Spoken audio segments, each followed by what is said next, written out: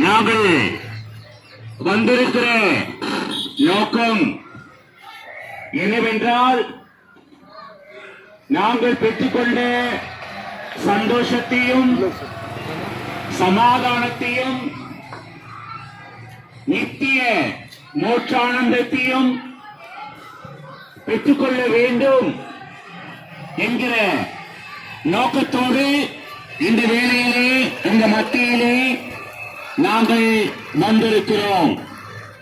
என் கரத்தில் உள்ள இந்த வேதாகமானது 2000 மொழிகளுக்கு மேலாக மொழிபெயர்க்கப்பட்டு அநேகராலே வாசிக்கப்படுகிற பரிசுத்த வேதாகமாக இருக்கிறது.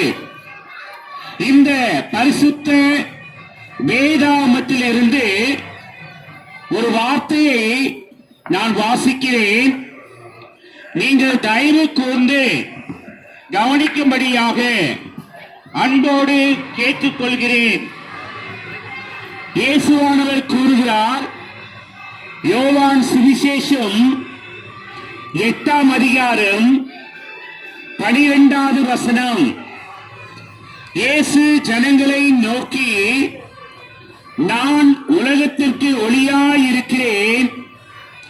என்னை பின்பற்றுகிறவன் இருளிலே நடவாமல் ஜீவ ஒளியை அடைந்திருப்பான். பாருங்க, கிறிஸ்து கூறுகிறார், நான் உலகத்திற்கு ஒளியாயிருக்கிறேன். நாம் விளக்கை எங்கே உபயோகப்படுத்துவோம்? இருளிலே உபயோகப்படுத்துவோம். இந்த உலகமானது எப்படியாக இருக்கிறது என்று பார்க்கும்போது அந்தகாரம் நிறைந்ததாக, எல்லா விதமான பாவ காரியங்கள் நிறைந்ததாக, மனுஷனை வழி தப்பி போக பண்ணக்கூடியதாக இருக்கிறது. மனுஷனுக்கு எது வழி என்று தெரியவில்லை. ஏனென்றால் எப்படியா இருக்கிறது என்றால், இருளா இருக்கிறது, அந்தகாரமா இருக்கிறது.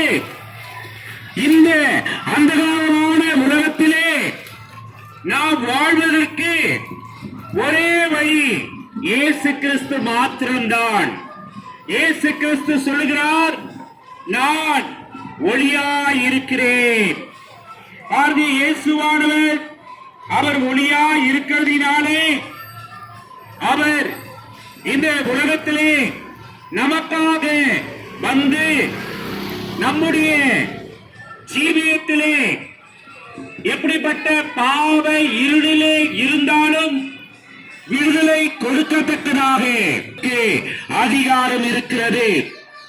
அதே யோவான் சுவிசேஷம் 8ஆம் அதிகாரத்திலே 36ஆம் வசனத்திலிருந்து 34லிருந்து 36ஆம் வசனம் வரைக்குமாக இயேசு அவர்களுக்கு பிரயோஜனமாக, பாவம் செய்கிற எவனும் பாவத்துக்கு அடிமையாய் இருக்கிறான் என்று மெய்யாகவே மெய்யாகவே உங்களுக்கு சொல்லுகிறேன்.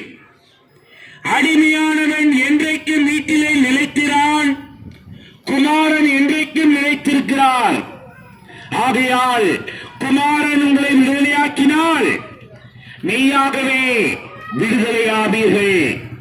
பாருங்க அருமையான சகோதரனே, சகோதரியே, தாயே, தகப்பனே, நண்பனே, பாவம் செய்கிற எவனும் பாவத்துக்கு அடிமையாயிருக்கிறான். யாரும் பார்க்கவில்லை என்று ஒருவேளை நீ நினைக்கிறாய். ரூமை அடைத்துக் கொண்டு நீ மறைவாக செய்கிறே என்று நினைக்கலாம். தாய்க்கும் தகப்பனுக்கும் தெரியாமல் செய்கிறேன் என்று நினைக்கலாம். ஆசிரியருக்கு தெரியாமல் செய்கிறேன் என்று நினைக்கலாம். ஆனால் ஆண்டவருடைய கண்கள் உன்னை காணக்கூடியதா இருக்கிறது. அவருடைய கண்கள் பூமி எங்கும் உலாவிக் கொண்டிருக்கிறது. அவருடைய கண்களுக்கு முன்பாக மனுஷன் தப்பிக்க முடியாது.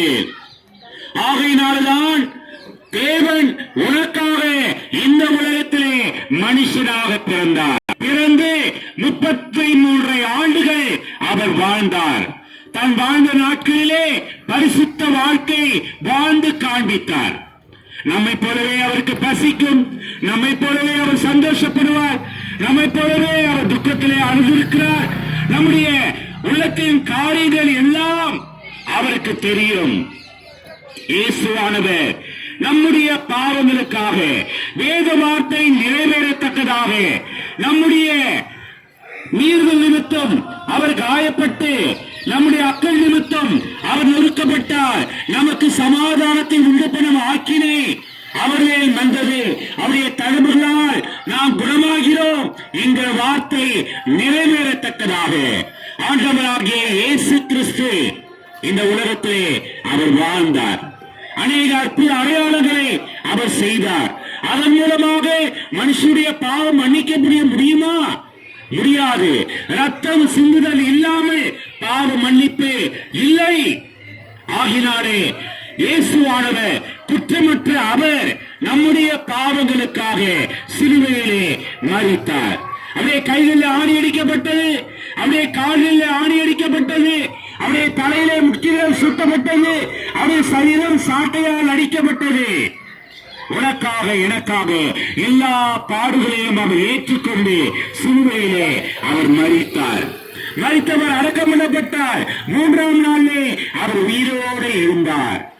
உயிரோடு எழுந்த தேவன் பரலோகம் சென்றிருக்கிறார், திரும்ப வரப்போகிறார். யாருக்காக? யாரை கிறிஸ்துவை தன்னுடைய சொந்த தகப்பனாக ஏற்றுக்கொண்டிருக்கிறார்களோ, அவருடைய நாமத்திலே விசுவாசம் உள்ளவர்களாய் அவரை ஏற்றுக்கொண்டவர்கள் எத்தனை பேர்களோ அத்தனை பேர்களும் தேவனுடைய பிள்ளைகளாகும்படி அவர்களுக்கு அதிகாரம் கொடுத்தார் என்ற வார்த்தையின்படி.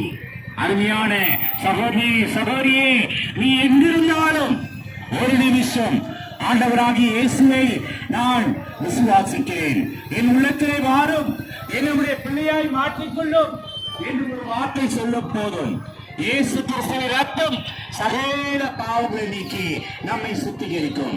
கர்த்தராகிய இயேசு கிறிஸ்துவை விசுவாசி, அப்பொழுது நீயும் உன் வீட்டாரும் ரட்சிக்கப்படுவீர்கள். இதை சொல்லிக் கொண்டிருக்கிற நானும் ஆண்டவராகிய இயேசு கிறிஸ்துவை அறிந்து கொண்டேன், சந்தோஷத்தை சமாதானத்தை பெற்றுக்கொண்டேன். என்னை சுற்றி இருக்கிற என்னுடைய சகோதரர்களுக்கு இந்த நம்பிக்கை இருக்கிறது. இந்த நம்பிக்கை உங்களுக்கு வேண்டாமா? ஒரே ஒரு காரியம் செய்யுங்கள். ஆண்டவரே, நான் பாவி, என் பாவத்திற்காக நீ சிலுவையில் மரித்தீர் என்கிறதை நான் விசுவாசிக்கிறேன், என் உள்ளத்திலே வாரும், என்னை உம்முடைய பிள்ளையாய் மாற்றிக்கொள்ளும் என்று சொல்லும் போதும் இயேசு கிறிஸ்து ரத்தம் சகல பாவங்களை நீக்கி நம்மை சுத்திகரிக்கும்.